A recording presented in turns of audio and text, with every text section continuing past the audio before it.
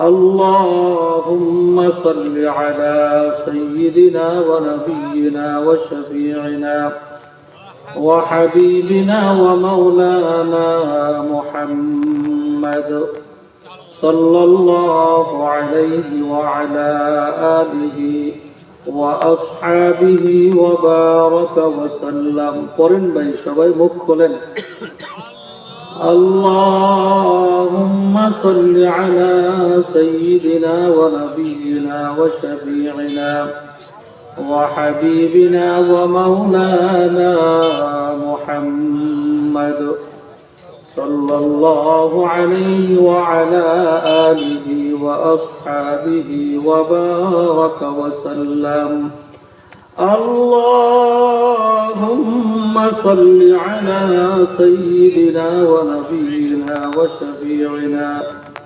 وحبيبنا ومولانا محمد صلى الله عليه وعلى آله وأصحابه وبارك وسلم أعوذ بالله من الشيطان الرجيم بسم الله الرحمن الرحيم فريق في الجنة وفريق في السعير وقال تعالى وأما من خفت موازينه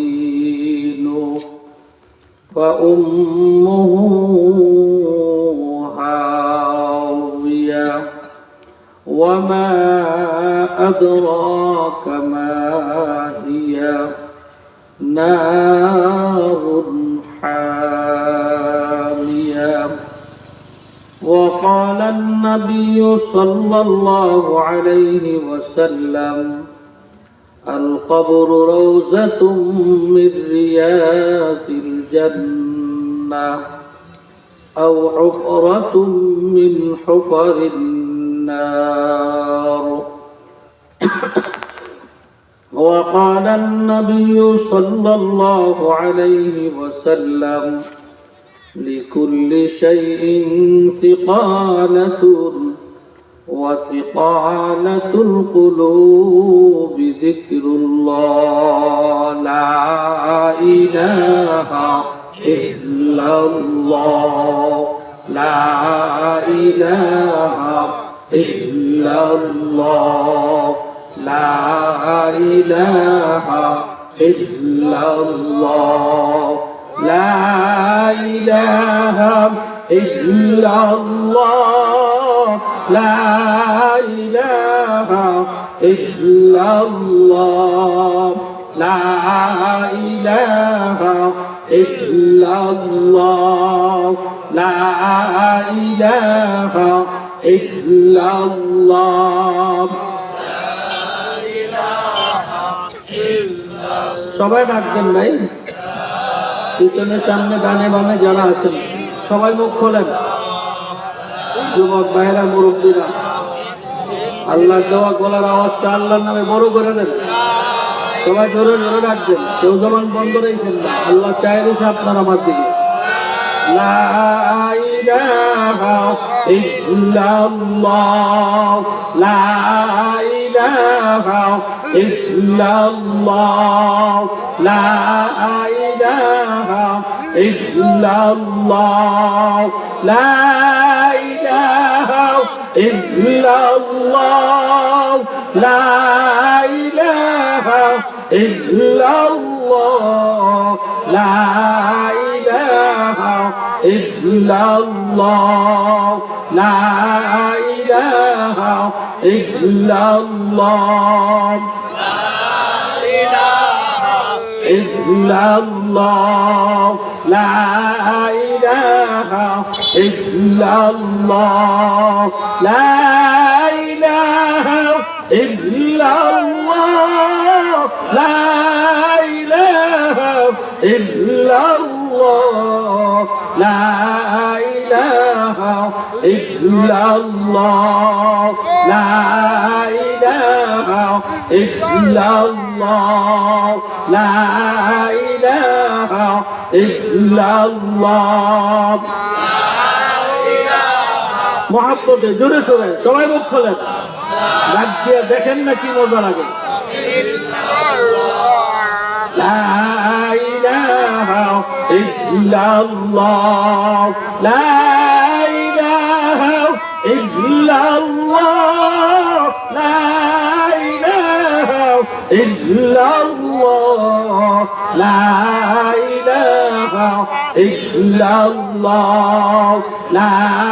ইলাহা ইল্লাল্লাহ লা ইলাহা ইল্লাল্লাহ লা ইলাহা ইল্লাল্লাহ লা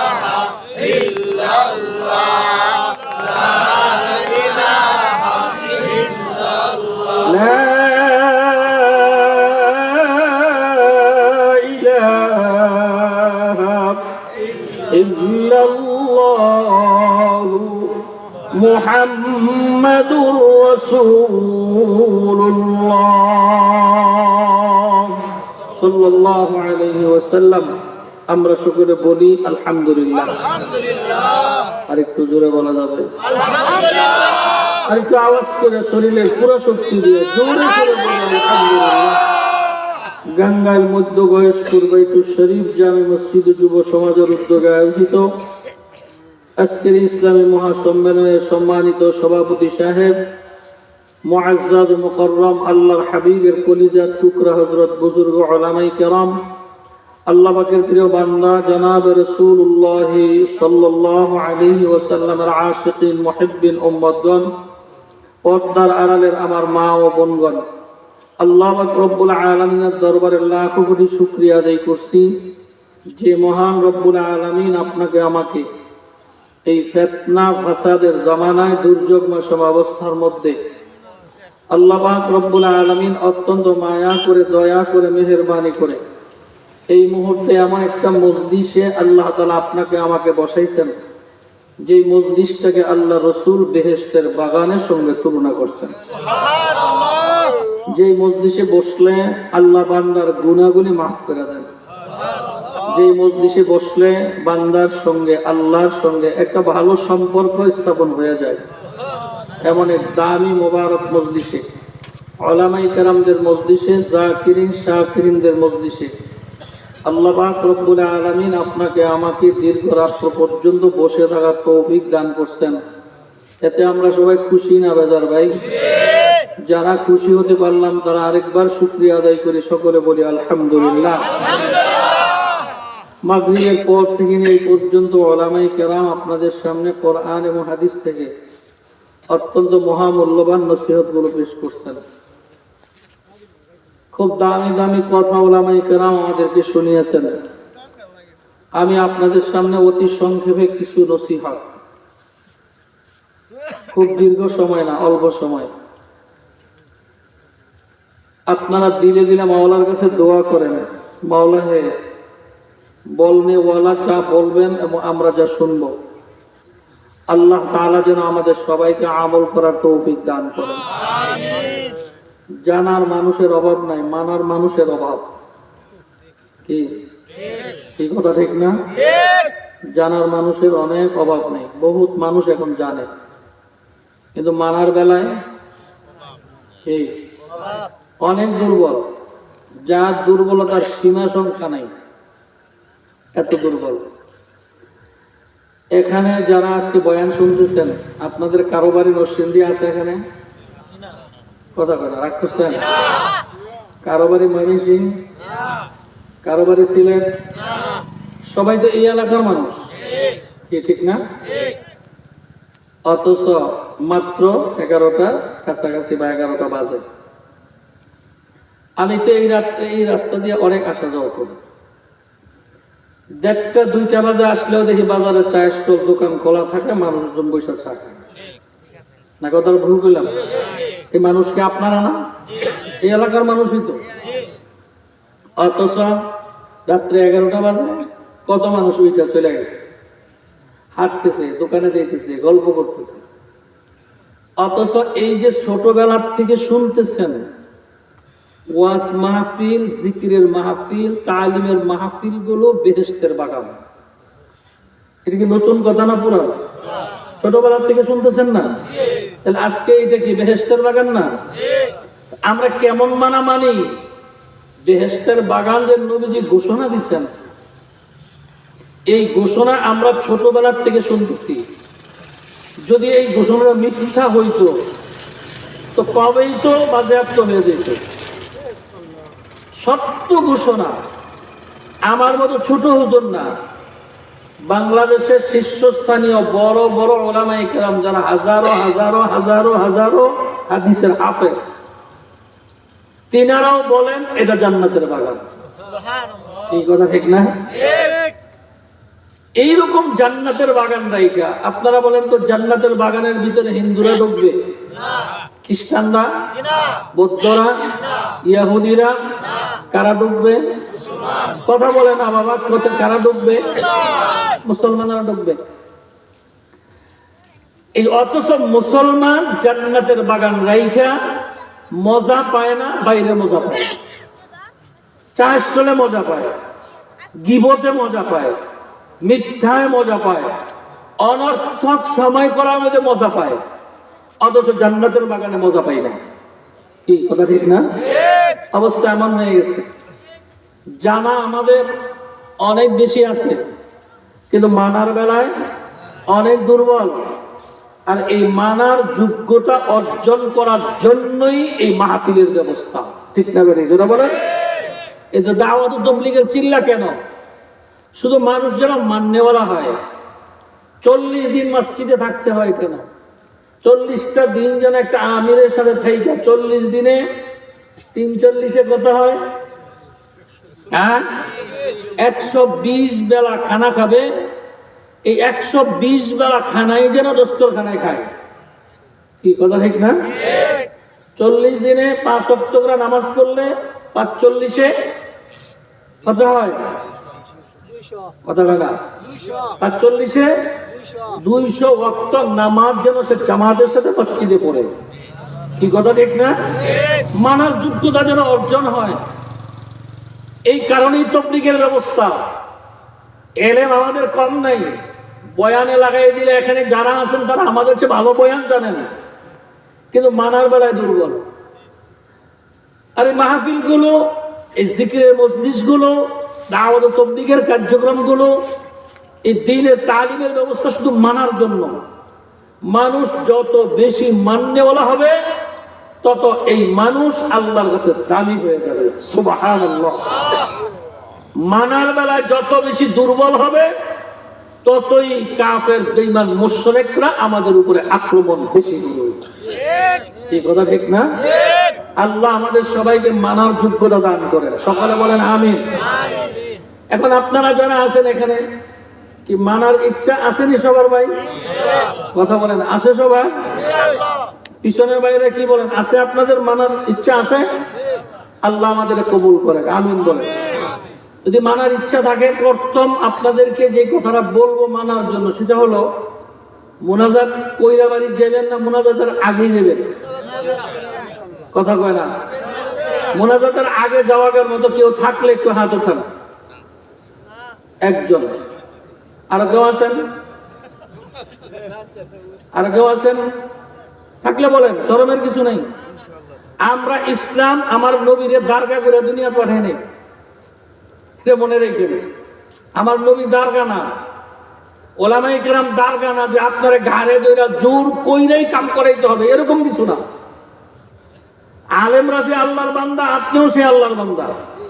কি কথা ঠিক না? আপনারে বুঝানোর মতো দায়িত্ব শুধু আলেমদের।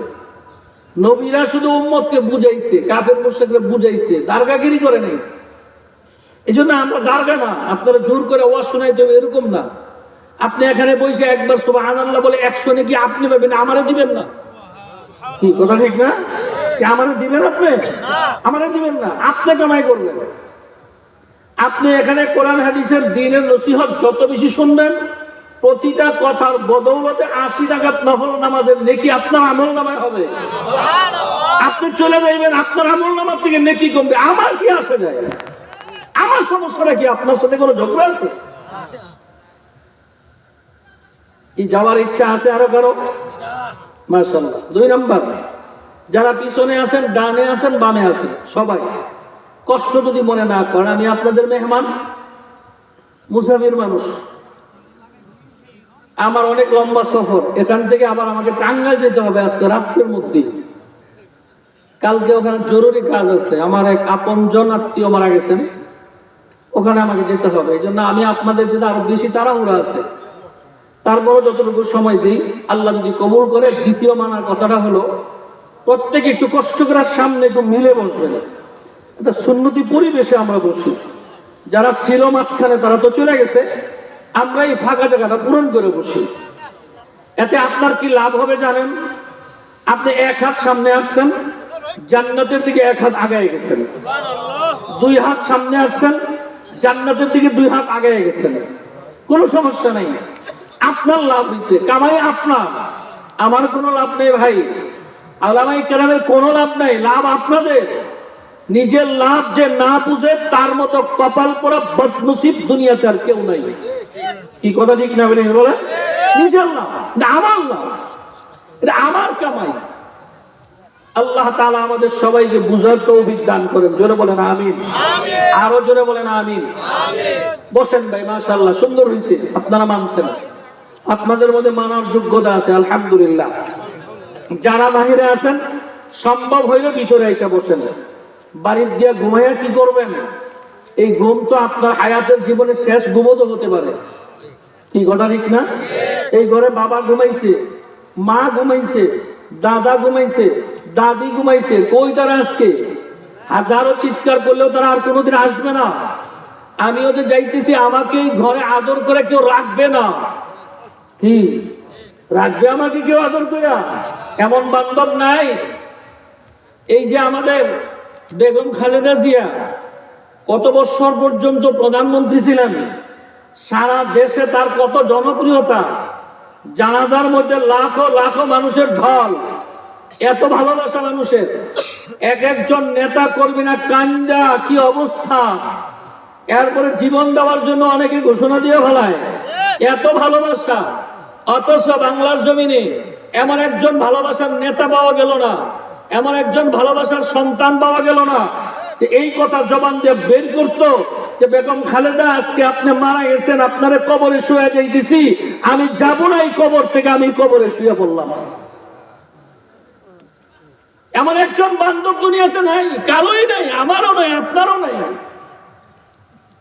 কার জন্যই পাগলামি করেন, কার জন্য এইভাবে দৌড়দৌড়ি করেন?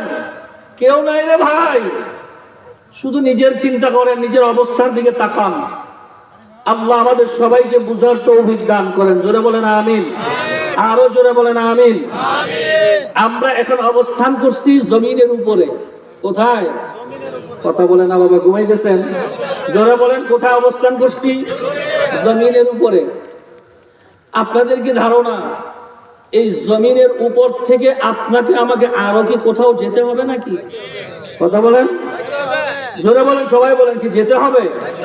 কোথায় যাবেন? জমিনের নিচে। কোথায় যাবেন? জোরে বলেন, কোথায় যাবেন?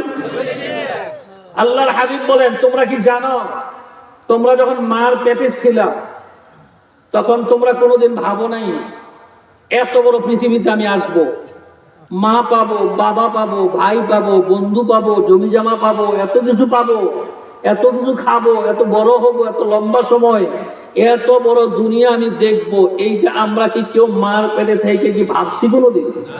কথা বলেন না কেন? ভাবছি। তা নবী রহমতুল্লাহ আলাইহি বলেন, মার পেটে থেকে যেমন দুনিয়া সম্বন্ধে তোমার ভাবা ছিল না, আইসা দেখো কত বড়।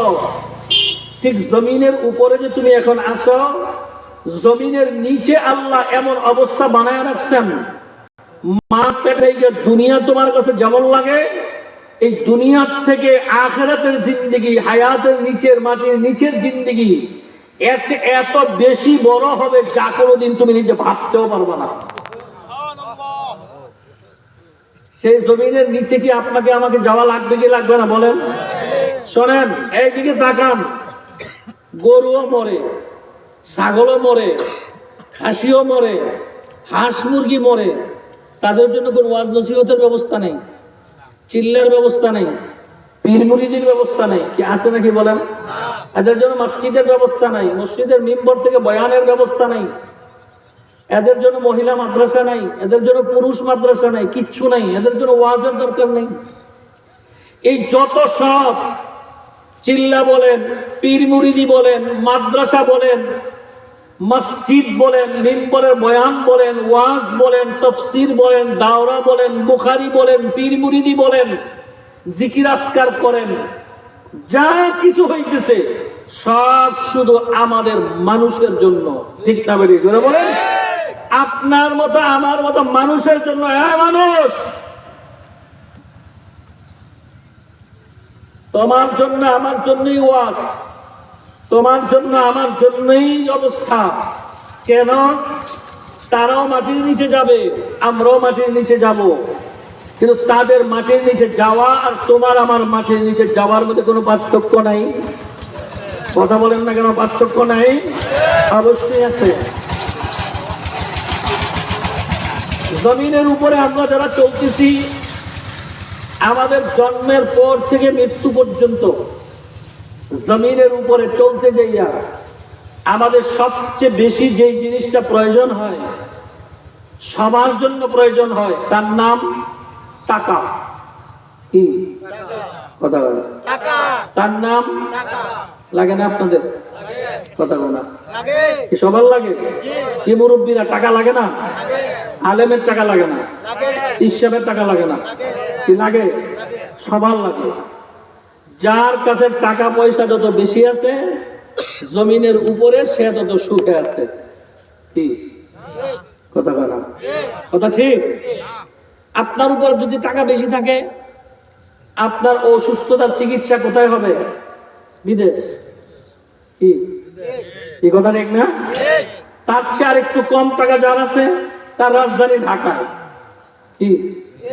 তার চেয়ে আর একটু কম টাকা যার আছে, তার চিকিৎসা জেলায়। তার চেয়ে আরো কম টাকা যার আছে, তার হলো থানার হাসপাতালে। তার চেয়ে আরো কম টাকা যার আছে, একবারে গরিব, নাই কিছু, তার জন্য বাজারের একটা দুটা ট্যাবলেট ওই তার জীবনের জন্য যথেষ্ট হয়। এই কথা ঠিক না? যদি টাকা থাকতো আপনি বাজারের ট্যাবলেট খাইতেন না, আপনি তো যাইতেন না বিদেশ। মানুষের চলতে ফিরতে আলেম, ওলামা, পীর, বুজুর্গ, শিক্ষিত, অশিক্ষিত, গরিব, বড়লোক, সর্বশ্রেণীর মানুষের জন্য জমিনের উপরে চলতে যেই জিনিসটা সবচেয়ে বেশি প্রয়োজন হয় তার নাম কথা বলে না বাবা, তার নাম টাকা। আরে আপনি মরলেও তো টাকা লাগে। কি লাগে না? কি লাগে? আরে আপনার তো কাপড়ের কাপড়টা কিনতেও তো টাকা লাগবে। কি না মাগনা দেবো? কেউ দিব মাগনা? কেউ মাগনা দেবে না। যদি বলে না আমি তো কিনি নাই, আমার অমুকে হাত দিয়ে দিছে, আরে বা যে বেটা হাত দিয়ে দিছে সেও তো টাকাটা কিনে নেই দিছি। আমি নামাজ পড়বো, আমার লুঙ্গির প্রয়োজন, সদর ঢাকার প্রয়োজন, খরচ। এই লুঙ্গি কিনতে টাকা লাগবে না? কথা বলেন না কেন? লাগবে না? মাথায় টুপি মাথায় দেওয়া সুন্নাত, শহীদের সব, 100 শহীদের সব। এই টুপি কিনতে কি টাকা লাগে না? কথা বলে না বাবা? দুনিয়ার কাম করতেও টাকা লাগে, আখিরাতের কাম করতেও টাকা লাগে। টাকা হইল দুনিয়ার মুআমালা, জমিনের উপরের মুআমালা। এই টাকা পয়সা কামাই করার জন্যই তো আমরা দিনে রাত্রে লেখাপড়া কইরা মাদ্রাসা, স্কুলে, কলেজে, দোকানে, ব্যবসায়, জমিনে, চাষাবাদে এই সব পরিশ্রম তো করতেছি শুধু টাকার জন্য। কি কথা ঠিক না? জমিনের উপরে চলতে টাকা লাগে। মার পেটে থাকতে মার খাবার লাগছে, মা যদি খাবার খাইতে না পারে সন্তানের অবস্থা ভালো হয় না। কি কথা ঠিক না? জমিনের উপরে চলতে টাকা লাগে, টাকা না থাকলে কষ্ট করা লাগে। জমিনের নিচে গেলেও কি টাকা লাগবে? কথা বলেন না কেন? সেখানে টাকার কোনো ব্যবস্থা নেই। জমিনের নিচে গেলে কোন মানুষটা বেশি সুখী হবে? আল্লাহ রাসূল বলেন জমিনের উপরে থাইকা যার আমল নামায় যত বেশি নেকি জমাইতে পারবা, যে যত বেশি নেকি জমাইবা, জমিনের নিচে গেলে আল্লাহ তাআলা এবং তার ফেরেশতারা তার সাথে ভালো ব্যবহার করবে। আর যার আমল নামায় নেকি নাই, নেকি কম, এরা যদি জমিনের নিচে যায় ফেরেশতারা তার সাথে খারাপ ব্যবহার করবে। কি কথা ঠিক? তাহলে জমিনের উপরে কি আমরা সুখে থাকতে চাই না? কথা বলেন না কেন? চাই না? এর জন্য টাকা কামাই করি। জমিনের নিচে গিয়ে কি সুখে থাকতে চান না? আরামে থাকতে চান না? তাহলে জমিনের উপরে থেকে কি কামাই করতে হবে? নেকি। কথা বলেন না কেন? কি কামাই করতে হবে? যারা বলেন নেকি, আমল না। খালি আমলে নেকি হয় না। কে বলছে আপনাদেরকে? কত আমলওয়ালা জাহান্নামে যাবে, কত তাহাজ্জুদ গুজার জাহান্নামে যাবে, কত আলেমরা জাহান্নামে যাবে, আবার কত রিকশাওয়ালা জান্নাতে চলে যাবে। আর নেকি বেশি আমল করলে বেশি নেকি হয় না। নেকি তো এমন এক জিনিসের নাম যেটা আল্লাহ পাক রব্বুল আলামিন তার বান্দার জন্য নির্ধারণ করে রাখছেন। বান্দা এই কাজটা করবে, তার প্রতিদান এই হবে। বান্দা এই কাজটা করবে, এর প্রতিদান এই হবে। আল্লাহ তাআলা বান্দাকে প্রতিদান দেওয়ার জন্য 30 পারা কোরআন পাঠাইছেন, নবী পাঠাইছেন। নবীর আদর্শ মতো যেই নারী পুরুষ জমিনের উপরে চলবে, তার প্রত্যেকটা কাজের বিনিময় আল্লাহ তাআলা তাকে প্রতিদান দিয়ে দিবেন। আর সেই প্রতিদানের নাম হলো নেকি। সুবহানাল্লাহ। দিয়ে দিবেন সাথে সাথে প্রতিদান। সারাদিন কাজ করলে যেমন মানুষে কামলার টাকা দিয়ে দেয়, আল্লাহ তাআলাও বান্দা যা করে তার প্রতিদান সাথে সাথে দিয়ে দেন। জোরে বলুন না সুবহানাল্লাহ। শুধুমাত্র একটা আমল, একটা কাজ আছে যার প্রতিদান আল্লাহ কোন ফেরেশতাদেরকে দিয়ে দেয় না। তার প্রতিদান যে কি পরিমাণের হবে এটা আল্লাহ তার নবীকেও জানায় নাই। এটা কোনো বান্দাও জানে না, কোনো আলেমও জানে না, কেউ জানে না। এই প্রতিদান আমার আল্লাহ নিজে দিবেন। সুবহানাল্লাহ, জোরে বলেন। সেটা কি? সেটা হলো মাহে রমজানুল মুবারকের রোজা। যেই ব্যক্তি আল্লাহর জন্য রোজা রাখে তার জন্য 10,000 নেকি না, 20,000 নেকি না, 10 লক্ষ নেকি না, 10 কোটি নেকি না। শুধুমাত্র আমার নবীকে আল্লাহ তাআলা জানাইছেন হাদিসে কুদসি, নবীজি বলেন আস-সাওমু লি ওয়া আনা আজজি বিহি। যেই বান্দা আল্লাহর জন্য রোজা রাখে আল্লাহ তাআলা সেই বান্দার জন্য হয়ে যায়। সুবহানাল্লাহ। এই একটা প্রতিদান শুধু আল্লাহর কাছে রাখছে না, সব প্রতিদান, নামাজের সওয়াব, সেজদার সওয়াব, দানের সওয়াব, জিকিরের সওয়াব, তাবলীগের সওয়াব, কোরআন তেলাওয়াতের সওয়াব, হাদিস কোরআনের সওয়াব, তাহাজ্জুদ নামাজের সওয়াব, ইশরাক নামাজের সওয়াব, যত আমল বান্দা করবে সমস্ত নেকি আল্লাহ সাথে সাথে তার আমল নামায় জমা করে দেন। রমজানের রোজার নেকি আল্লাহ আমল নামায় জমা করেন না। আল্লাহ বলেন এই রমজানের রোজা হলো আমি আল্লাহ, এটা যেই বান্দা বান্দি রাখবে আমি আল্লাহ তার জন্য হয়ে যাই। তাহলে নেকি এমন এক জিনিসের নাম। এইটা বলেন তো আপনারা, কোন কামলা যদি সারাদিন কাজ করে তার মজুরি হলো 500 টাকা। সে কাজটা যদি সুন্দর মতো করে, ভালো মতো করে, যেই মালিকের কাজ করছে মালিক যদি তার কাজে খুশি হয় তো কি 500 দিবে না বেশি দিবে? কথা বলেন না কেন? 500 দিবে না বেশি দিবে? বেশি দিবে। বান্দা যদি অল্প আমল করে আর সে আমলটা যদি আল্লাহর পছন্দের হয় তো ওই আমলে আল্লাহ তাআলা এত নেকি দিবেন যা বান্দা কোনোদিন কল্পনাও করতে পারেননি। নেকি কামাই করেন। চাপাবাজিতে জান্নাতে যাওয়া যাবে না, চাপাবাজি করে মাপ পাওয়া যাবে না, বদর সদর করে মাপ চোখের সামনে আসবে না। বদর সদরে একটু দুরূদ শরীফ পড়া, একটু সাল্লাল্লাহু পড়া আর 2 ওয়াক্ত নামাজ পড়া খালি চাইয়া থাকবেন আল্লাহ তুমি মাফ করে দিও, আল্লাহ তুমি মাফ করে দিও। আল্লাহ এত ভেক্ষ না আপনার মতো। আল্লাহ রাসূল বানাইছেন, কোরআন পাঠাইছেন, মাপের পথ দেখাইয়া দিয়েছেন। ঠিক না বেটি? জোরে বলেন। পথ অনুসারে মাপ চাও, মাপ পাইবা। পথ ছাড়া মাপ চাইবা, মাপ দিবে কে তোমাকে? আল্লাহ পাকের ওয়াদা কোনোদিন নষ্ট হবে না, আল্লাহ পাকের ওয়াদা কোনোদিন ভঙ্গ হবে না। ঠিক না বেটি? জোরে বলেন। এজন্য আমাদেরকে নেকি কামাই করতে হবে। আপনারা কি সবাই নেকি কামাই করতে রাজি আছেন ইনশাআল্লাহ? কি সবাই রাজি আছেন ইনশাআল্লাহ? আল্লাহ আমাদের সবাইকে বেশি বেশি নেকি কামাই করার তৌফিক দান করেন। জোরে বলেন আমিন। আরো জোরে বলেন আমিন। জমিনের উপরে লাগে টাকা, জমিনের নিচে লাগবে নেকি। মুখস্থ রাখবেন এই দুইটা কথা। জমিনের উপরে কি লাগবে? জমিনের নিচে জোরে বলেন, আরো জোরে বলেন। নেকি কামাই করার জায়গা জমিনের উপরে না জমিনের নিচে? কোথায় কামাই করতে হবে? নেকি কামাই করতে হবে জমিনের উপরে, আর শান্তি পাবো জমিনের নিচে। কি কথা ঠিক না বেরি ভাই? এই জন্য আমাদের বেশি নাকি কামাই আমাদেরকে করতেই হবে। এতে না করার কোনো পথ নাই, কোনো চিন্তা করার কোনো সুযোগ নেই। একেবারে সকল ধরনের সুযোগ আল্লাহ তাআলা তার রাসূলকে দিয়া, তার সাহাবীকে দিয়া আল্লাহ তাআলা পরিষ্কার করাই দিয়েছেন। দেখো, যারা আমার কাছে সবচেয়ে প্রিয় আমি তাদেরকে দিয়েও নেক আমল করাইছি, তাদের আমল নামায় নেকি জমায় রাখছি। জোরে বলেন সুবহানাল্লাহ। এবার নেকি কেমন, নেকির অবস্থা কেমন? একটা সহিহ বুখারীর হাদিস আপনাদেরকে শোনাই, খুব ভালো করে মাথায় ঢুকায় রাখবেন। নবী পাক সাল্লাল্লাহু আলাইহি ওয়াসাল্লাম বলেন না সবাই সাল্লাল্লাহু আলাইহি ওয়াসাল্লাম? আর একটু জোরে বলেন না সবাই সাল্লাল্লাহু আলাইহি ওয়াসাল্লাম? বলছেন নি সবাই? যিনি বলছেন তার আমলনামায় 10টা রহমত জমা হয়ে গেছে। এই শুনেন, আপনারা কি আমার রাসূলের কাছাকাছি থাকতে চান না নবীর থেকে দূরে থাকতে চান? সবাই কি নবীর কাছাকাছি থাকতে চান?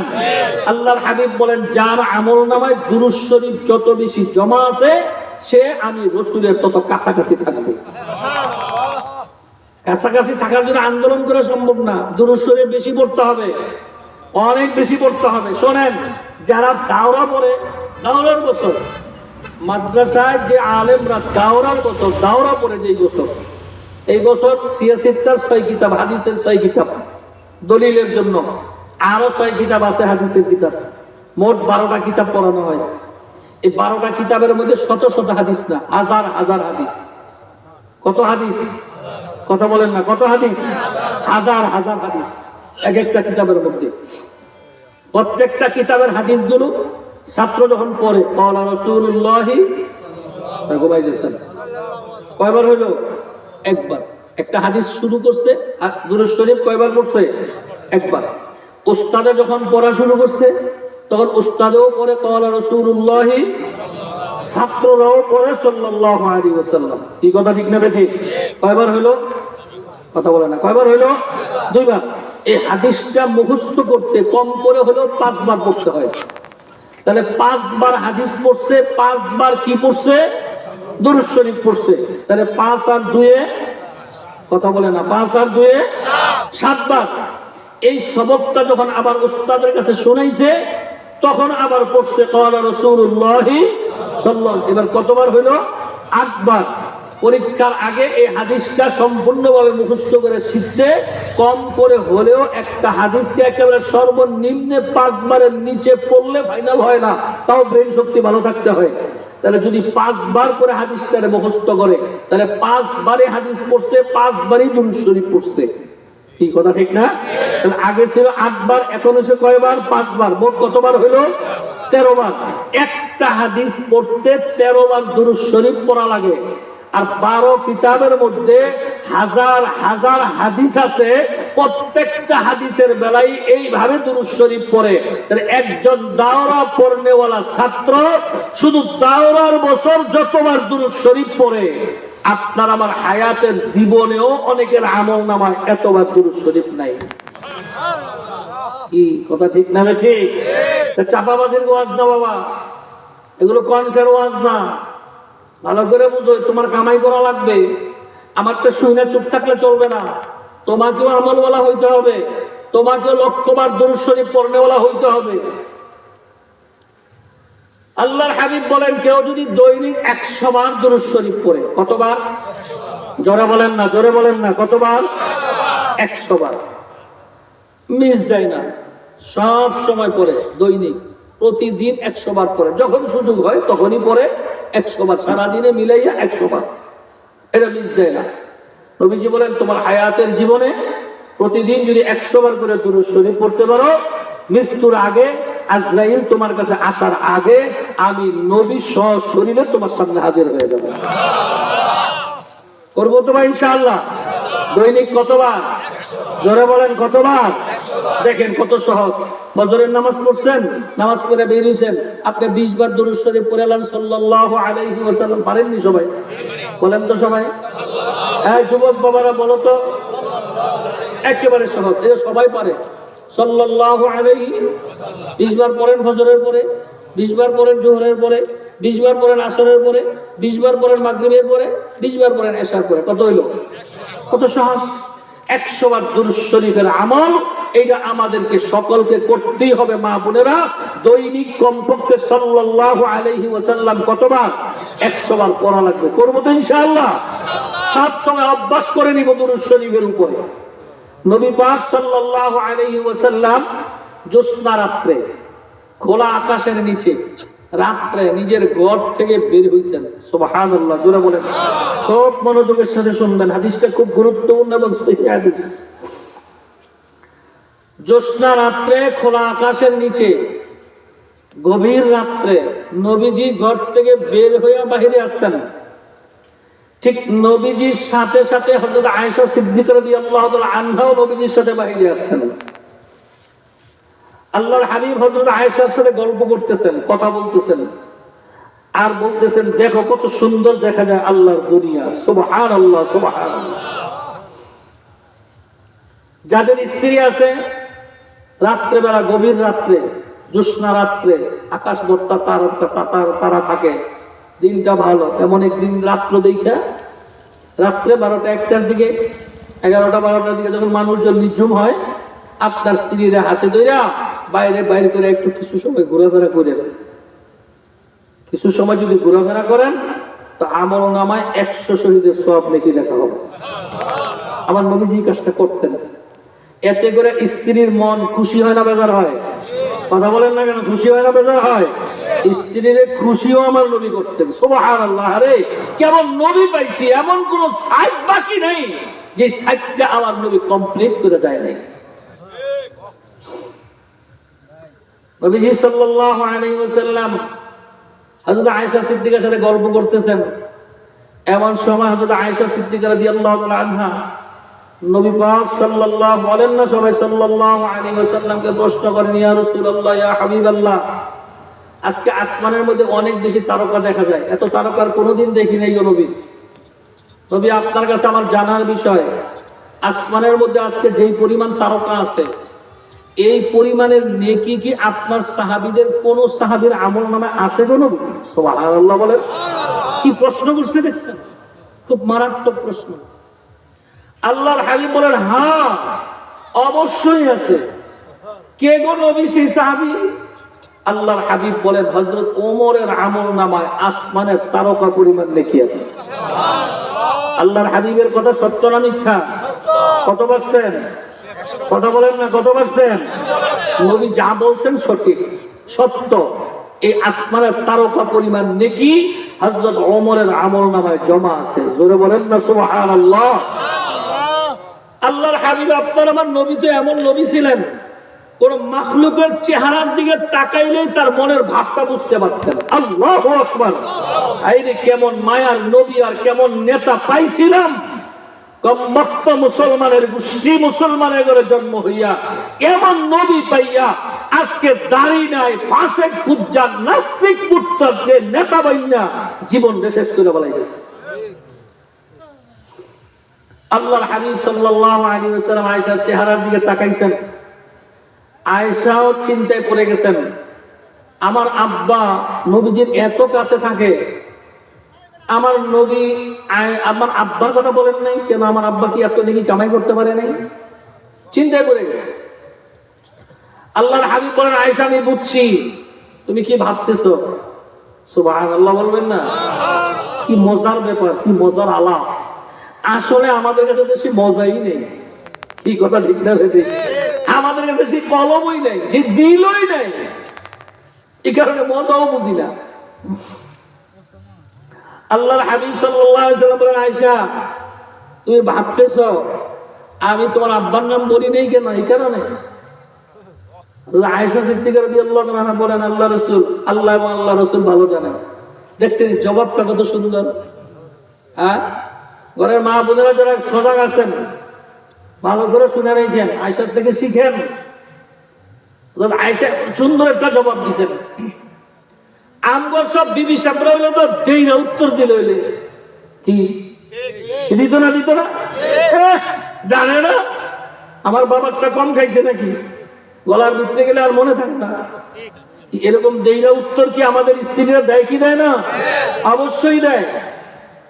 মা বোনেরা ভালো করে মনে রেখো, কখনো কখনো কখনো তোমার স্বামীর সাথে বাঁকা উত্তর দিবে না। যদি তুমি বাঁকা উত্তর দাও, তোমার স্বামীর মনের অবস্থা তুমি জানো না। তোমার বাঁকা উত্তরটাই যদি তোমার স্বামীর মনে আঘাতের কারণ হয়, তো তোমার সেজদা, তোমার নামাজ, তোমার পর্দা, তোমার রোজা সব বরবাদ হয়ে যাবে। হযরত আয়েশা সিদ্দিকা জিন্দেগিতে কোনোদিন আমার নবীর সাথে বাঁকা উত্তর দেয় নাই। সুবহানাল্লাহ, জোরে বলেন। হযরত আয়েশা বলেন, আল্লাহ এবং আল্লাহ রাসূল ভালো জানেন। আল্লাহর হাবিব বলেন, আয়েশা শোনো, হযরত ওমরের আমলনামায় আসমানের তারকা পরিমাণ নেকি আছে, কিন্তু আমার প্রিয় সাহাবী হযরত আবু বকরের আমলনামায় এক রাত্রের নেকি আসমানের তারকার চাইতে অনেক বেশি জমা আছে। ওমর সারা জীবনে যে নেকি কামাই করছে, আমার আবু বকর এক রাত্রে তার চেয়ে বেশি কামাই করে ফেলাইছে। তাহলে বোঝা গেল খালি আমল করলেই নেকি হয় না, নেকি পাইতে হইলে একটা ভালোবাসার মহাব্বতের তলব লাগে। ঠিক না বেরিয়ে জোরে বলেন। কি ভাবেন, এক রাত্রে আসমানের তারকার পরিমাণের চাইতে বেশি নেকি কামাই করছে। আয়েশা সিদ্দিকা রাদিয়াল্লাহু আনহা মুস্কি হাসি দিয়ে বলেন, ইয়া রাসূলুল্লাহ, একটু জানতে পারি কোন রাত্র? আল্লাহর হাবিব বলেন, আয়েশা, কাফের মুশরিকরা যখন আমার উপর অত্যাচার শুরু করলো, আল্লাহ তাআলা নির্দেশ দিয়েছেন, নবী গো আপনি রেডি হন, সম্ভাবনা আছে আপনাকে মক্কা থেকে মদিনায় যাওয়া লাগতে পারে, সম্ভাবনা আছে। আল্লাহর হাবিব হযরত আবু বকর সিদ্দিক, আবু বকর, আল্লাহ পাকের নির্দেশ হইলে হয়তো আমি মক্কা থেকে মদিনায় চলে যেতে পারি, তবে আমার সম্ভাবনা মনে হয় তুমি আমার সাথী হইতে পারো। সুবহানাল্লাহ বলে, তুমি আমার সাথী হইতে পারো। আয়েশা ভালো করে শোনো, যেই রাত্রে আমি কাফের মুশরিকরা আমার ঘরের চতুর্পাশে ঘেরাও দিয়ে বানাইছে, নবীজি সূরা ইয়াসিনের কয়েকটা আয়াত পড়া বালির মধ্যে ফু দিছে, আর এই বালি নবীজির চতুর্দিকে নিক্ষেপ করছে। এখন তো অনেকে যার বুকে বিশ্বাস করে না, কি কি কথা ঠিক না বেদি? যার বুকে বিশ্বাস করে না, অথচ আমার নবী সূরা ইয়াসিন পড়া বালুর মধ্যে ফু দিছেন, আর সে বালু চতুর্দিকে কিচ্ছা দিছেন, আর এই বালু ঘরের ভিতর থেকে বের হইয়া প্রত্যেকটা কাফের চোখে ঢুকছে। সুবহানাল্লাহ বলে, এরা এইভাবে চোখ কসলাইতেছে, আর এই ফাঁকে দিয়ে আমার নবী বাইরে হয়ে গেছে। আল্লাহর হাবিব বলেন, আয়েশা শোনো, আমি এই গভীর রাত্র ছিল, সব মানুষ ঘুমিয়ে গেছে, পাখিদের ডাক বন্ধ হয়ে গেছে, কিচির মিচির বন্ধ হয়ে গেছে, একদম নির্জন সময়। আমি আস্তে আস্তে আস্তে আস্তে হেঁটে হেঁটে হযরত আবু বকরের দরজায় যে দাঁড়াইছি, আর আস্তে করে একটা ডাক দিছি, কারণ যদি আমার ডাকের আওয়াজ কাফের মুশরিকরা শুনে ফেলে, এই কারণে আমি গভীর রাত্রে দরজায় দাঁড়াইয়া আস্তে করে একটা ডাক দিছি, আবু বকর। এই আস্তে করে ডাক দেওয়ার সাথে সাথে আবু বকর দরজা খুলে বলে, লাব্বাইকা ইয়া রাসূলুল্লাহ। আল্লাহর হাবিব গো, আমি আপনার সামনে হাজির। আল্লাহর হাবিব বলেন, আবু বকর, এত রাত্রে তো মানুষ ঘুমিয়ে থাকার কথা, ঘুমে বিভোর হয়ে যাওয়ার কথা, আর আমি এমন আস্তে একটা ডাক দিছিলাম, যেই ডাকটা ঘরের ভিতরে ভালো করে পৌঁছানোর কথা না, কিন্তু এত আস্তের ডাকে, এক ডাকেই তুমি কেমনে দরজা খুলিয়া দিলাম। হযরত আবু বকর সিদ্দিক রাদিয়াল্লাহু তাআলা আনহু আল্লাহর হাবিবের দিকে তাকায় বলে, ইয়া রাসূলুল্লাহ, ইয়া হাবিবাল্লাহ, আজকের থেকে প্রায় 6 মাস আগে আপনি আমাকে বলছিলেন হিজরতে যাবেন, সম্ভাবনা আছে আমি আপনার সঙ্গী হইতে পারি নবী। ওই দিন থেকে আজকে প্রায় 6 মাস যায়, আমি আবু বকর রাত্রেবেলা বিছনায় পিঠ লাগাই না, সারা রাত্র আমি দরজার মধ্যে টেক লাগায় দাঁড়ায় থাকি, হাতের মধ্যে এক গ্লাস পানি নিয়ে দাঁড়ায় থাকি, যখন আমার ঘুমানি আছে জিমানি আছে একটু পানি পান করি, আমি দরজাটি একটু বিছনায় লাগাই না। 6 মাস পার হয়ে যায়, কারণ আমার রসুল আসবে, আমার রসুল আইসা আমাকে ডাক দিবে, এক ডাকের বেশি না জানি 2 ডাক লাগে, আমার নবীর সাথে না জানি কোন রকমের বেয়াদবি হয়ে যায়। এই কারণে 6 মাস যাবত আমি আমার বিছনায় পিঠ লাগাই না। আমার যুবক ভাইরা, ও মুরব্বী বাবারা, জাকিরিন ভাইরা, মোহাব্বত কাকে বলে? মোহাব্বত কি জিনিসের নাম? আল্লাহ পাক আবু বকরকে মোহাব্বতের সাগরে ডুবাইয়া কিয়ামত পর্যন্ত নবীর আশিক, আমার মাওলার আশিকদেরকে মোহাব্বতের নমুনা শিখাইছে। 6 মাস রাত্রে ঘুমায় না, আর আমরা তো ঘুমের জন্য পাগল, ঠিক না বেঠি? এই ঘুমের কারণে জীবনে কত ফজরের নামাজ ছুটছে, এই ঘুমের কারণে আমার কত আমল ছুটছে, কত জিকির ছুটছে, কত তাহাজ্জুদ ছুটছে। আরে হায়াতের জিন্দেগি রাত্র যায় দিন আসে, দিন যায় রাত্র আসে, যায় সময় তো আর কোনোদিন ফিরে আসে না। হাজারো চিৎকার করলেও বাবা, যেই সময় চলে গেছে আর কোনোদিন ফিরবে না। সময় থাকতে হিসাব মিলাও, আমার মাওলার কাছে কে আলেম, কে পীর, কে দরবেশ, কে বড়লোক, কে গরিব, কে ছোট, কে বড়, কে পুরুষ, কে মহিলা, কে সুন্দর, কে কালো, তার কোনো পরিচয় নাই। আমার মাওলার কাছে পরিচয় হলো যেই বান্দার কলবটা আমার মাওলার আশক মোহাব্বতে ভরিয়া ফেলাইছে, আমার নবীর আশক মোহাব্বতে যার সিনাটা ভরতে পারছে, সেই অনুযায়ী জীবন যাপন করে, এমন মানুষের দাম আমার আল্লাহর কাছে সবচেয়ে বেশি। সবাই করে বলুন সুবহানাল্লাহ। ভাইগণ, নিজের কাছে প্রশ্ন করো তো, আমি সে কলমওয়ালা হইতে পারলাম কিনা? আমার দিলের মধ্যে কি সে ইশক আছে কিনা? আমার দিলের মধ্যে কি সে মায়ার মহব্বত আছে নি? আল্লাহ, যদি না থাকে চেষ্টা করতে থাকো, মাওলার কাছে বলতে থাকো, দেওয়ার মালিক দুনিয়ার কেউ না, দেওয়ার মালিক আল্লাহ। বান্দার চেহারা দেখা দেয় না, আল্লাহ বান্দার স্বাস্থ্য দেখা দেয় না, আল্লাহ বান্দার এলেমের সার্টিফিকেট দেখা দেয় না, আল্লাহ সুন্দর কণ্ঠ দেখা দেয় না। আল্লাহ যেই বান্দারে দেয় তার কলব দেখা মাওলা তাকে নিয়ামত দিয়ে দেয়। সবাই ধরে বলুন সুবহানাল্লাহ।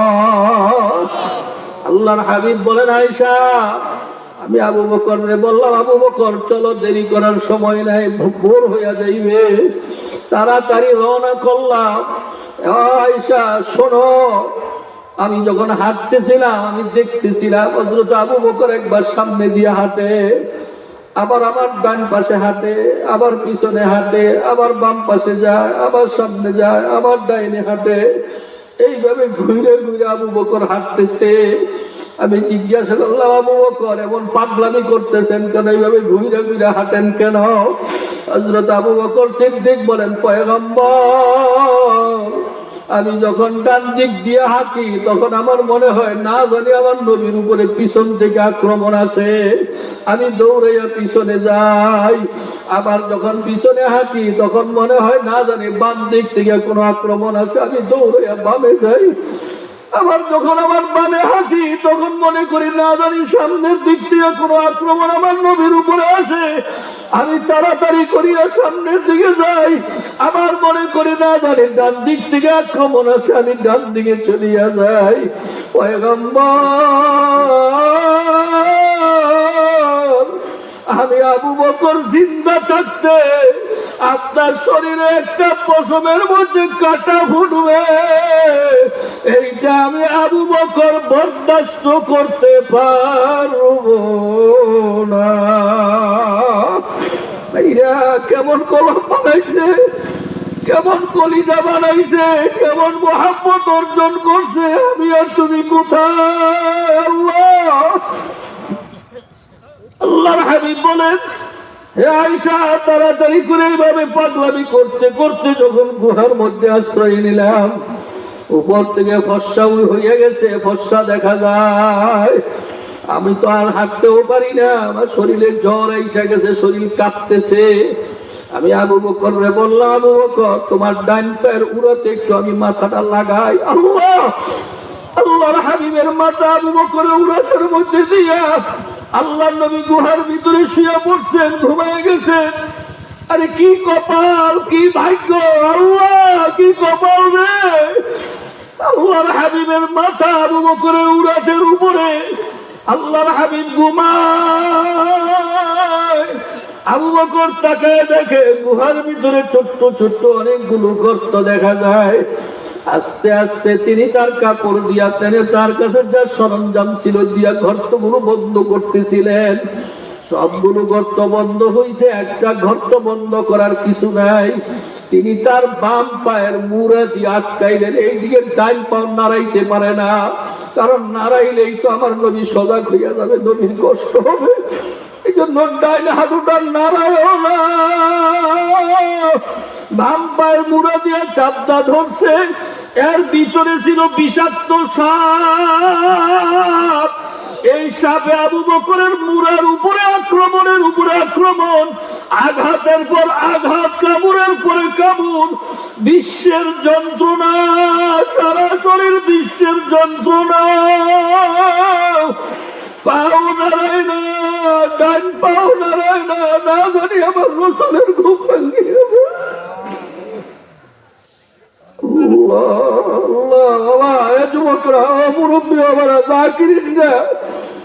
একটু ভাবো, নিজের কেমন বানানো দরকার, নিজের কেমন তৈরি করা দরকার। বাম পাও নারায় না, ডাইন পাও নারায় না, না জানি আমার রসুলের ঘুম ভাঙিয়ে যায়। বাম পাও নারায় না, না জানি বিষাক্ত সাপে বের হয়ে নবীনে আঘাত করে।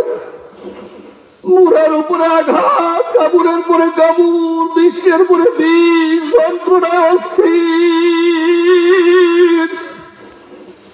জোরে চিৎকারও দিতে পারে না, না জানি আমার রসুলের ক্ষতি হয়।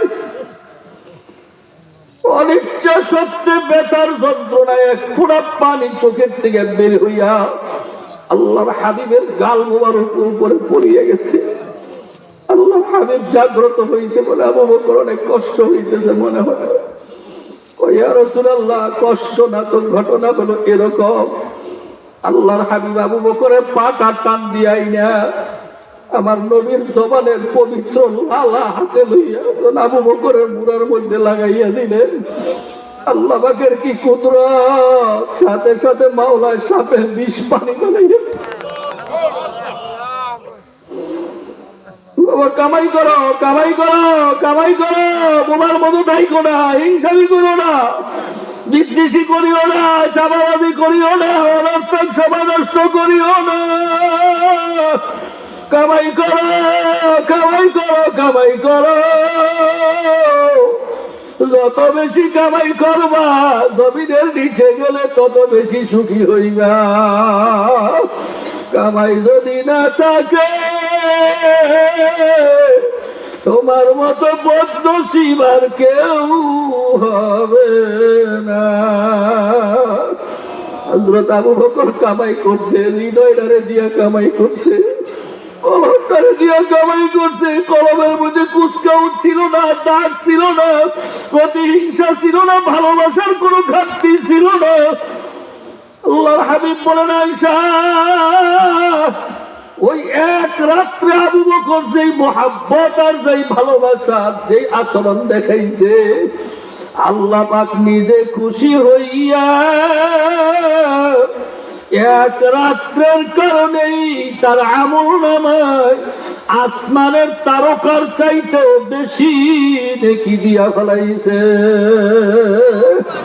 বাবা, বেশি আমল করলেই বেশি নেকি হয় তা নয়।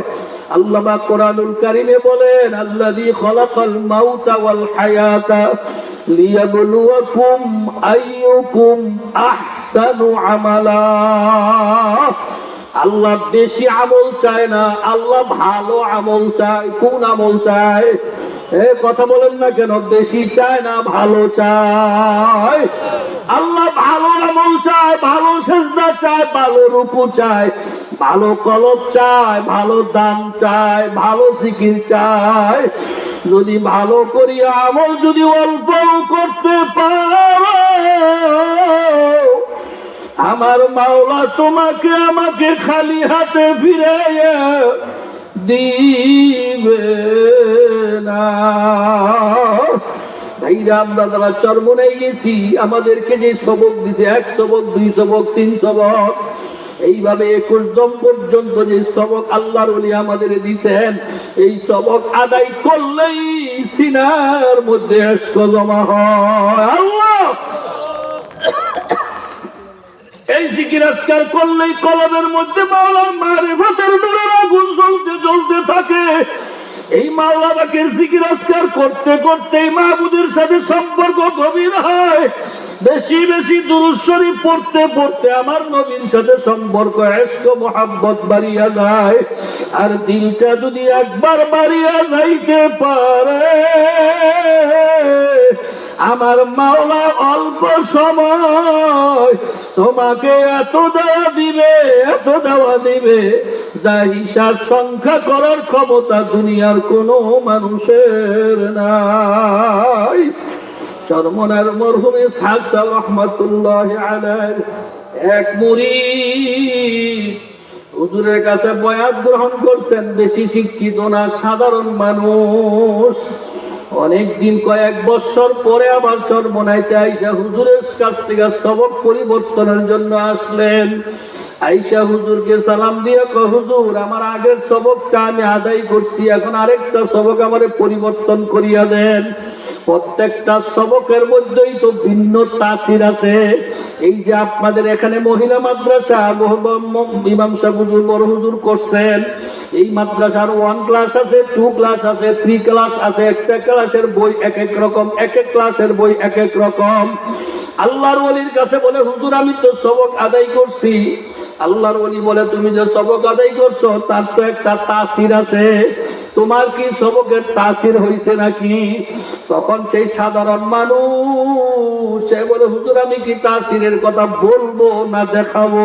আল্লাহ, আমি কি বলবো না দেখাবো? ইসহাক সাহেব রহমাতুল্লাহ আলাইহি বলেন, দেখাইলে তো আরো ভালো হয়। সঙ্গে সঙ্গে সে হুজুরের সামনে পাঞ্জাবির কাপড়টা ঠাস করিয়া ঠান্ডা ফেলাইয়া দিলেন। আর চক্ষুরা বন্ধ করার সাথে সাথে তার শরীরের প্রত্যেকটা পশমের গোড়ার থেকে আল্লাহ নামের আওয়াজ বের হইতেছে। ভাইরা, শরীরের মধ্যে কত কুচি কুচি পশম, প্রত্যেকটার গোড়া দিয়া যদি আল্লাহ বের হয়, তাহলে প্রতি শ্বাসে শ্বাসে কত কুঠিবার আল্লাহ বের হইয়া যায়। হে যুবক ভাইরা, মুরব্বীরা, কোথায় পাগলামি করো না বাবা? কি করবা দুনিয়া দিয়ে? কি করবা বাড়িঘর দিয়ে? কি করবা এত কিছু দিয়ে? যদি জমিনের নিচে গেলে যদি তোমার আমার কষ্টের কারণ হইয়া যায়, বাবার এই দুনিয়া দিয়া কোনো লাভ হবে না। আজকের মাহফিল থেকে কলবটারে তাজা করিয়া দাও, মুহাব্বতের জন্য মুরাকাবা মুশাহেদা করতে থাকো। দেখবা আমার মাওলা অতি তাড়াতাড়ি তোমার নিয়ামত দিয়া ফলাইছে। নিয়ামত পাইলেই তুমি দামি হইয়া যাইবা। যদি নিয়ামত অর্জন করিয়া করতে করতে করতে করতে করতে করতে যদি মৌতের বিছানায় শুইয়া যাও, মৃত্যুর পূর্ব মুহূর্তে মালাকুল মউত যখন তোমার কাছে আসবে, তুমি উত্তর শিরা হইয়া তুমি যখন শুইয়া থাকবা, মৃত্যুর যন্ত্রণা শুরু হয়ে যাইতে থাকবে। তোমার কষ্ট হবে না। তোমার এমন অবস্থার মধ্যে শুইবে, হয়তো তোমার কিছুক্ষণের মধ্যে তোমাকে মালাকুল মউত ধরিয়া ফেলাইবে। এমন সময় মালাকুল মউত তোমার কাছে 500 ফেরেশতা লইয়া জান্নাতের মেশক আম্বার লইয়া তোমার সামনে হাজির হইয়া যাবে। প্রত্যেকের কাছ থেকে মেশক আম্বারের ঘেরা আল্লাহ এমন লাগাই নাকে লাগবে যে ঘ্রাণ দুনিয়ার কোন ঘ্রাণের সাথে মিলবে না। আল্লাহর হাবিব ফরমান, এই অবস্থার মধ্যে আমার মাওলা পাক ডাক দিয়া বলবেন, হে মালাকুল মউত একটু সবর কর। আমার বন্দারে 30 বছর 40 বছর 50 বছর 80 বছর হায়াত দিছিলাম। এই বান্দা আমি মাওলারে পাওয়ার জন্য কত ওয়াজ মাহফিলে সময় কাটাইছে, কত জিকিরের মজলিসে বসছে, কত তবলিগের গাঠি লইয়া দৌড়াইছে, কত আলেম ওলামাদের পিছনে দৌড়াইছে। আর আমি মাওলার মোহাব্বত দিয়া তার সিনাদারে ভরিয়া ফেলাইছে। আমার নবীর সুন্নতের খেলাফ কোনো কাজ করে নাই। আমার নবী আমার কথার বাইরে কাম করে নাই। এই বান্দা কষ্ট করিয়া কি কামাই করছে তাকে একটু দেখাইয়া দাও। আল্লাহর হাবিব বলেন, সঙ্গে সঙ্গে জান্নাতের 8টা দরজা মাওলাই খুলিয়া দেবে। জান্নাতের হুরপুরীরা ডাকতে থাকবে আর বলবে, হে আল্লাহর পাগল এইদিকে আসো, আসো, আমরা তোমার জন্যই তো এই জান্নাত সাজাইয়া রাখছি। আবার কি যে সুখ আর কি যে শান্তি, আমার মাওলা ছাড়া কেহ জানে না। আর খোদা না খাস্তা আমার নামাজ ছাড়িয়ে দিয়ে, রোজা ছাড়িয়ে দিয়ে, পর্দা পুশিদা ছাড়িয়ে দিয়ে, হালাল হারামের তমিজ না করিয়া আল্লাহ পাকের হুকুম নবীর তরিকা অনুযায়ী জীবনকে না চালাইতে চালাইতে চালাইতে চালাইতে যদি মউতের বিছানায় পড়িয়া যাও, মনে রাখো 500 ফেরেশতা জাহান্নামের আগুনের লেলিহান শিখা লইয়া তোমার সামনে হাজির হবে। আমার মাওলা মালাকুল মউত এমন অবস্থায় তোমার সামনে রূপ ধারণ করবে, তুমি তোমার দিলের চোখ দিয়ে দেখতে থাকবা। মালাকুল মউতের মাথা আসমানে, পা জমিনে, এক হাত মাশরিকে আর এক হাত মাগরিবে, তামাম দুনিয়া ভরা তার চেহারা। শরীরের পশমগুলো তাল গাছের চাইতে বড় বড় হবে। এই বিকট চেহারা লইয়া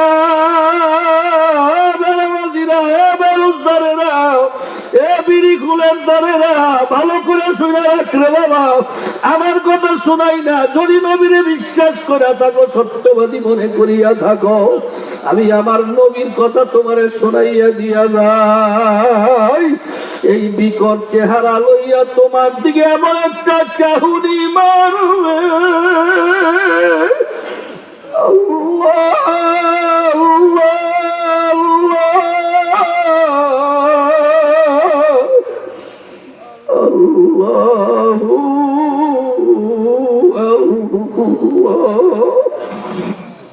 আমার নবী বলেন, ও বাবা ভালো করে শোনো, আমার নবী বলেন সঙ্গে সঙ্গে আমার মাওলায় ডাক দিয়া বলবে, মালাকুল মউত একটু সবর কর। আমার বান্দারের চক্ষু আমি আল্লাহ দিছে। বাবা চক্ষু কে দিছে? আমি আমার বান্দারে ব্রেন দিছি, আমি আমার বান্দারে হাত দিছি, আমি আমার বান্দা বান্দিরে পা দিছি। যদি আমি দুইটা চক্ষু যদি বান্দাকে না দিতাম, দুনিয়ার কেউ তারে ভালোবাসতো না।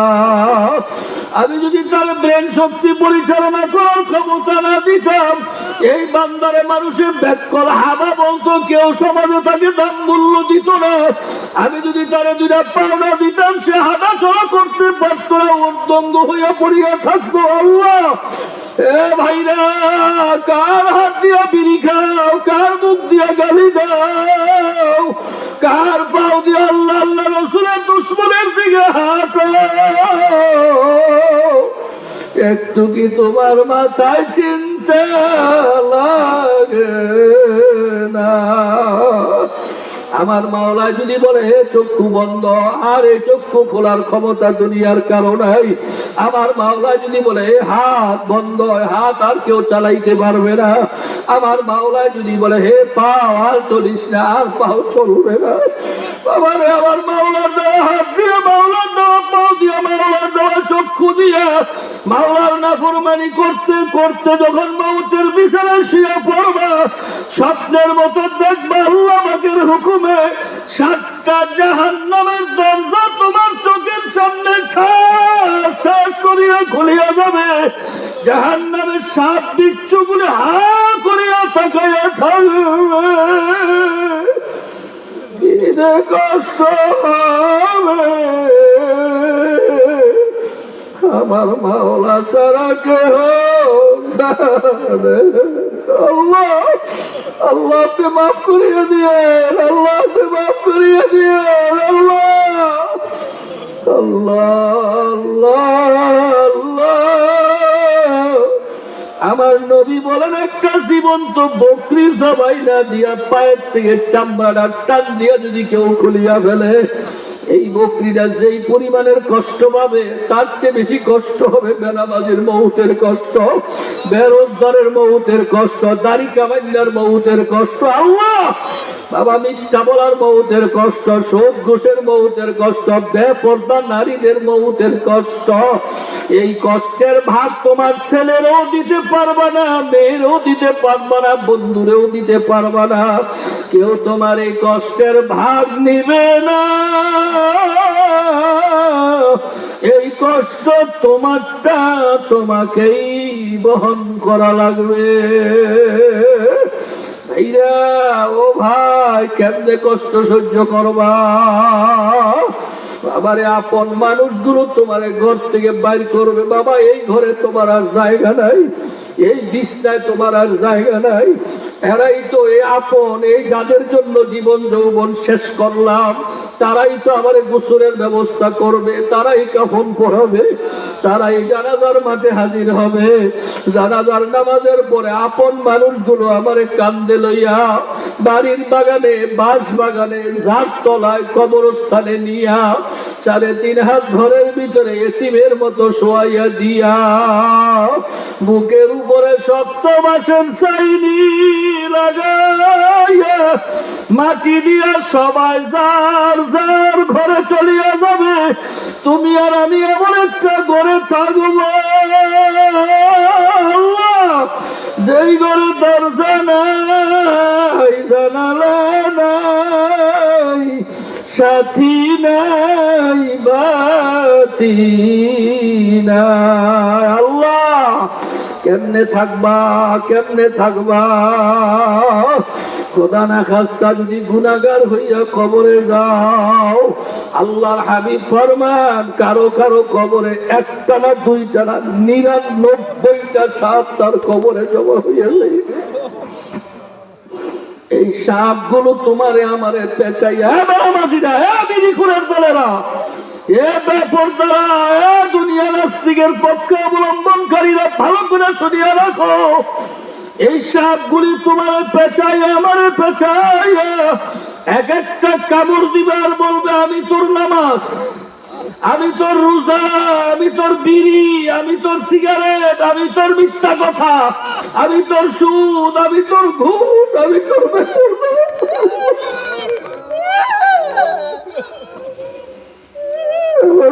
সবল করবে। আল্লাহ, চিৎকার করবি, কত কান্দন কাঁদবি রে ভাই। কেউ তো তোমার কান্না শুনবেও না, কেউ তোমার সাহায্য করবে না। এই ভাইরা, আমিও তো আছি, আপনাদের কাছে দোয়া চাই। আমিও তোমাদের জন্য দোয়া করি। মনে মনে ভাবো, যদি গুনাহ করে থাকো, যদি পাপ করে থাকো, যদি অন্যায় করে থাকো, তাহলে দুই চোখের পানি সারিয়ে দিয়া মাওলার দরবারে কান্দো আর মাপ চাইও। মাওলা যদি মাপ না করে আমাদের উপায় নাই। আল্লাহ আল্লাহ, সবাই সবার জন্য দোয়া করেন। আমরা সবাই আল্লাহর কাছে সাহায্য চাই। আল্লাহ তুমি আমাদের মাফ করিয়ে দিও। আল্লাহ, সবাই দোয়া করি। আল্লাহুম্মা আমিন, আল্লাহুম্মা আমিন। ও ঘরের মা বোনেরা, হাত উঠে মাওলার দরবারে কান্দো আর মাফ চাও। মাগো, একদিন এই ঘর দিয়া নতুন বউ হয়ে আসছিল গো মা। কত মানুষ শরবত খাওয়াইছে, কত মানুষ বাতাস করছে। এবার একটা দিন গোমা তোমার কাছে আসবে, যেই দিন 5খানা নতুন কাপড় পরাইয়া, নতুন বউ সাজাইয়া এই ঘর থেকে চিরতরে বিদায় করিয়া দেন। ছেলে কাঁদবে মা মা বলে, মেয়ে কাঁদবে মা মা বলে, জবাব তো আর দিবা না। ও বাবুগ, আমরা গুনাহগারের দল, পাপীর দল, আসামির দল, গোলামের দল। মালিক, বড় আশা করিয়া তোমার শাহী দরবারে হাত উঠাইলাম। মেহেরবানি করিয়া তুমি আমাদের সবাইকে কবুল করিয়া লও। ইয়া আল্লাহ, তুমি যখন আমাদের দুনিয়ার জন্য পাঠাইছিলা, আমাদের আমল নামায় কোনো গুনাহ ছিল না, কোনো পাপ ছিল না, কোনো অন্যায় ছিল না রে মাওলা। এখন আমল নামার দিকে তাকাইয়া দেখি, কত নামাজ ছাড়িয়া দেওয়ার গুনাহ আমল নামায় জমা হইয়া রয়েছে। কত রোজা ছাড়িয়ে দেওয়ার গুনাহ আমল নামায় জমা হইয়া রয়েছে। আল্লাহ, কত মিথ্যার গুনাহ, কত সুদ ঘুষের গুনাহ, কত বেপরদার গুনাহ আমল নামায় জমা হইয়া রয়েছে। আল্লাহ, একটা গুনাহ নিয়ে যদি কবরে যায়, ফেরেশতারা তো আমাদেরকে ছাড়বে না।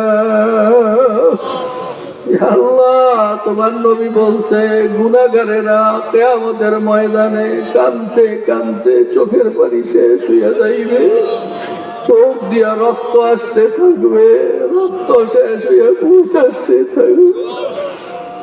আবু জাহান্নামের কান্না শেষ হবে না। আল্লাহ আল্লাহ আল্লাহ, আমরা গুনাহ করে ফেলাইছি, ভুল করে ফেলাইছি, অন্যায় করে ফেলাইছি। তোমার কুদরতি পায়ে ধরিয়া মাপ চাই। আল্লাহ, মেহেরবানি করিয়া তুমি আমাদের সবাইকে মাফ করে দাও। ইয়া আল্লাহ, মাফ করবা না তো এত রাত্র পর্যন্ত আমাদেরকে কেন বসায় রাখছ? এতক্ষণ বসায় রাইখা যদি গুনাহ মাফ না দিয়া বিদায় দাও, বলো মাওলা, আমরা কার কাছে যাবো? কে আমাদের মাফ করবে? কে আমাদের কুদরতি গুনাহ কবুল করবে? ইয়া আল্লাহ, ইয়া আল্লাহ, ইয়া আল্লাহ, মেহেরবানি করিয়া তুমি আমাদের সবাইকে মাফ করে দাও। আল্লাহ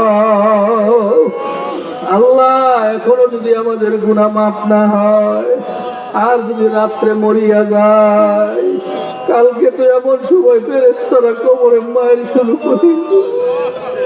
মাওলা, তুমি কেমনে চাইয়া চাইয়া দেখবা তোমার বন্দারে মারে। আল্লাহ, আপন হাতে বান্দা তুমি বানায়া কেমনে দিবা জাহান্নামে ফেলিয়া, কেমনে দিবা জাহান্নামে ফেলিয়া। সকলে দরজা হইতে লাভিয়া, তোমারি রোজায় রইলাম পড়িয়া, তোমারি রোজায় রইলাম পড়িয়া। তুমি যদি